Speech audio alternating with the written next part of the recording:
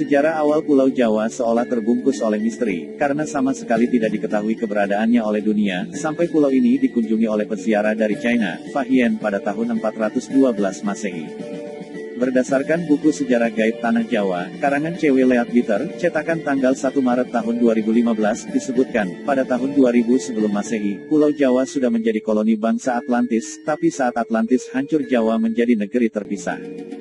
Di saat masih dikuasai oleh bangsa Atlantis, inilah ajaran gaib hitam dan sesat mulai diajarkan kepada penduduk yang tinggal di Pulau Jawa ini. Sehingga pengaruh aliran sesat itu kemudian semakin kuat dan merusak tatanan kehidupan yang ada saat itu. Mereka memuja dewa yang kejam yang selalu meminta persembahan manusia, dan hidup di bawah bayang-bayang tirani tanpa kesempatan untuk melepaskan diri. Pada zaman itu, mereka diperintah oleh raja yang merangkap imam agung dari aliran hitam itu.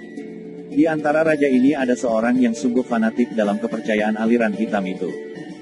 Sang raja memiliki keyakinan bahwa hanya dengan menjalankan praktik kepercayaan yang mengorbankan darah setiap hari, wilayahnya dapat diselamatkan dari kehancuran.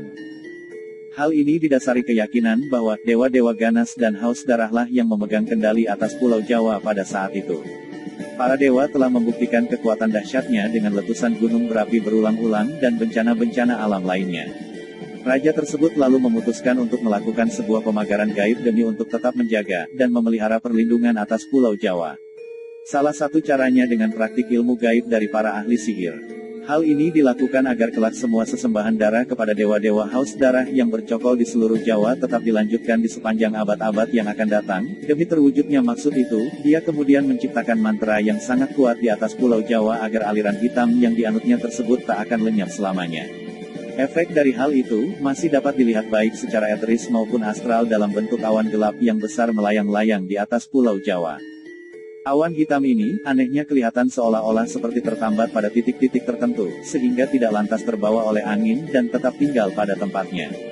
Titik-titik lokasi awan hitam ini sengaja dimagnetisir oleh raja, dekat dengan kawah-kawah gunung berapi. Salah satu alasannya adalah karena kawah-kawah tersebut biasanya ditempati oleh beragam jenis makhluk-makhluk halus. Sehingga makhluk-makhluk gaib itu dapat diperintah oleh sang raja. Kemudian pada 1200 tahun sebelum Masehi, terjadi invasi secara damai terhadap Pulau Jawa oleh Raja Vaivasvatamanu yang beragama Hindu. Mereka datang secara damai tinggal di pantai dan pada akhirnya membentuk kota perdagangan kecil yang independen. Seiring waktu, kekuatan para pendatang Hindu ini meningkat pesat dan akhirnya menjadi dominan dalam komunitas. Akan tetapi, walaupun agama Hindu telah diterima oleh penduduk, namun dalam kenyataannya pemujaan lama terhadap ajaran sesat tetap dilaksanakan, dan praktik ilmu gaib malah makin menjamur. Melihat kondisi tersebut, Raja Vaivasvata, yang berkuasa saat itu meminta untuk mengirimkan ekspedisi ke Jawa pada tahun 78 Masehi. Ekspedisi ini dilakukan untuk menangkal pengaruh buruk dari aliran sesat yang sudah membumi di tanah Jawa tersebut. Pemimpin ekspedisi ini dipimpin oleh ahli spiritual bernama Aji Saka atau Sakaji. Aji Saka ini sangat memahami tugas yang diembannya. Aji Saka lalu menanam benda yang berdaya magnet kuat yang telah dimantrai di 7 tempat di Pulau Jawa, untuk menyingkirkan pengaruh aliran hitam dari tanah Jawa. Untuk tempat menguburkan tumbal atau jimatnya yang paling penting dan kuat, Aji Saka memilih perbukitan yang mengarah ke Sungai Progo, tempat yang sangat dekat dengan titik Pulau Jawa. Legenda mengenai Aji Saka ini, dalam berbagai cerita juga dianggap melambangkan kedatangan Dharma, atau ajaran dan peradaban Hindu-Buddha ke Pulau Jawa. Akan tetapi, penafsiran lain beranggapan bahwa kata Saka adalah berasal dari istilah dalam bahasa Jawa, Saka atau Soko, yang berarti penting, pangkal, atau asal mula, maka namanya bermakna Raja Asal Mula, atau Raja Pertama.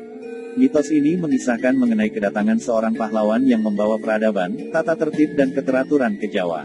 Karena Aji Saka telah mengalahkan Raja Jahat Prabu Dewata Cengkar, sang penguasa hitam yang kala itu menguasai Pulau Jawa.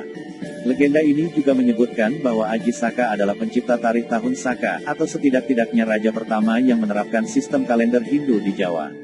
Tumbal Aji Saka untuk menangkal kekuatan hitam pun bertahan hingga beratus-ratus tahun kemudian. Hingga sampai pada keadaan di mana jin kembali berkuasa, hujan darah di mana-mana, bencana merajalela. Pada masa ini berkembanglah beberapa aliran ilmu gaib di Pulau Jawa, diantaranya kejawen, klinik dan kebatinan. Lalu pada awal abad 13 datanglah Syekh Subakir, seorang ulama yang dikirim Kesultanan Turki Utsmaniyah ke tanah Jawa. Syekh Subakir adalah seorang ulama besar yang dikirim untuk menumbal tanah Jawa dari pengaruh negatif makhluk halus saat awal penyebaran ajaran Islam di Nusantara. Karena Syekh Subakir mengetahui kondisi Pulau Jawa banyak dipengaruhi unsur gaib yang sangat mengganggu. Lalu, Syekh Subakir membawa batu hitam dari Arab yang telah dirajah. Kemudian dengan karomah yang dimilikinya, batu hitam, dengan nama Raja Aji Kalacakra tersebut dipasang di tengah-tengah tanah Jawa, yaitu di puncak Gunung Tidar, Magelang. Karena, Gunung Tidar dipercayai sebagai titik sentral atau pakunya tanah Jawa. Hasilnya kekuatan gaib yang mengganggu di Pulau Jawa dapat dihalau. Pada masa ini ilmu kebatinan berkembang lagi menjadi beberapa cabang yaitu, ketabiban, kawaskitaan, kesaktian, kanuragan, kekebalan, pengasihan, termasuk juga tenaga dalam. Kemudian sepeninggalan Syekh Subakir pemagaran gaib terhadap pengaruh negatif dilanjutkan oleh para wali songo. Para wali ini mengajarkan ajaran Islam. Salah satu di antaranya yang terkenal yaitu Sunan Kalijaga. Itulah sejarah singkat kali ini, tentang sejarah gaib di Tanah Jawa.